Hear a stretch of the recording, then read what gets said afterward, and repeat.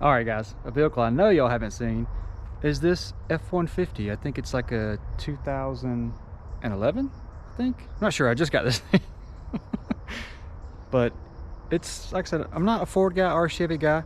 Like I said, I was raised in a Ford family, but I just kind of like the old push rod engines more, like 302s, you know, LS stuff, 351s, whatever. But this is like my first Ford in a very, very long time.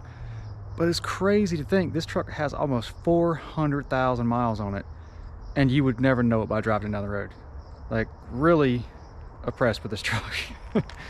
And like it's overall in pretty great shape. So this is basically like, you know, the new tow rig to get all my junk around, which I have a lot of it. So yeah, I needed a truck, period. So yeah, just worked out, helped out a friend of mine. He got a cool car, I got a truck, so not too bad. I'm going to show you the truck real quick, and show you the miles on this thing. It's not perfect, but it's good enough for what we're going to use it for. And let me tell you guys something. I made a video of this for like my social media, and a lot of people lost their mind because I called this an old truck. But let me tell you something. If you can't go to the dealership and buy the current model that you're driving, then you have the old model, which means you have an old truck. This is an old truck. Even though I know it's hard to believe that, considering it's such, you know, it's a 2011. It's still an old truck. But I haven't done anything to it. It's still kind of dirty. I need to clean it up. But like 100%, if you were to drive this truck, you would never think, hope you guys can see that it has 360,000 miles on it. The radio doesn't work, but I think that's pretty common for these things. Interior's kind of dirty, but I'll clean that up in springtime when I can get this stuff wet and it'll actually dry. I got Dino's little bed in the back, tons of room in the back.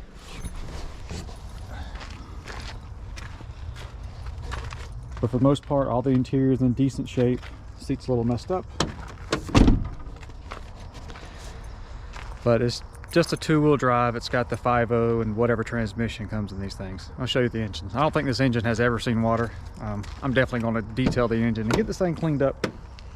So it is a two-wheel drive. Some people might not like that, but me personally, I'm not going to be going off-road. It's just going to tow cars to the track and tow cars to the house. So I don't really need four-wheel drive. It's just more stuff to break and more stuff to pay to like haul around. So one-handed, yeah. But this whole thing is pretty dirty. There's all kind of like leaves and stuff on the engine. I kind of wish I'd have come here a little bit sooner so it had more daylight, but it's not too bad. Like I said, especially when you consider the miles. I mean, this is probably the nicest truck I've ever seen with this many miles. And if you guys remember, the last truck I had was that's Silverado, like I think it was like a 99, and I think it had like 260,000 miles. And Ford guys, do not come for me. Chevy guys, you neither.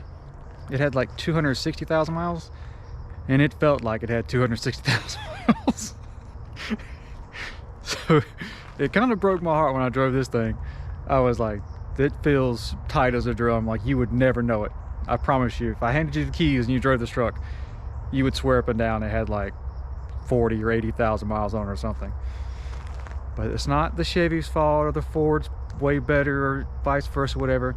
Just how you take care of your vehicle. This was definitely a vehicle that somebody took care of. So they all make great trucks. I like them all for the most part. So yeah, I'm looking forward to it.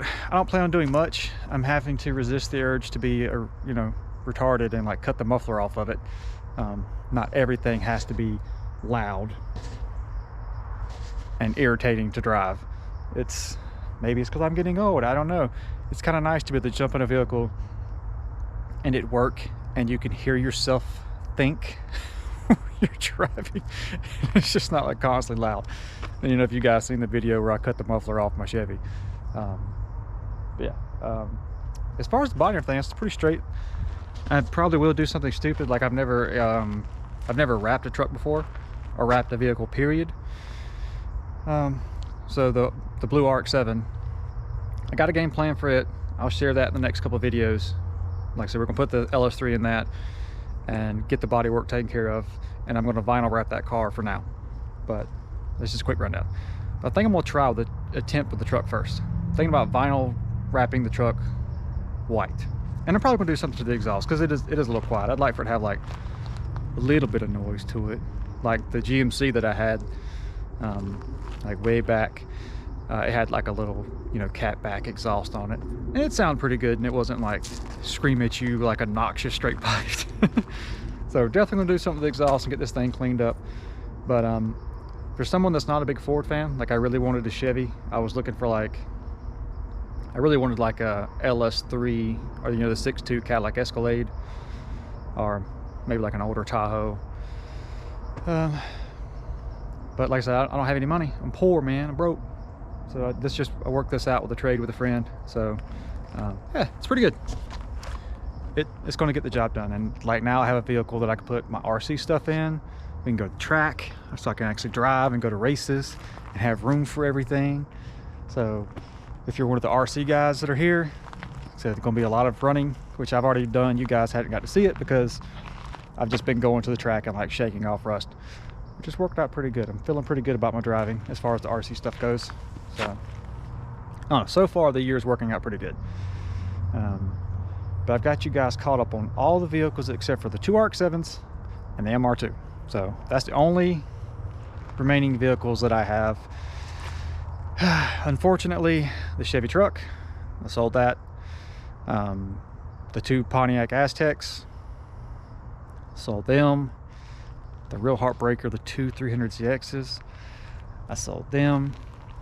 I even sold my street bike after, it's another reason I got a truck, after my mom's accident. Didn't really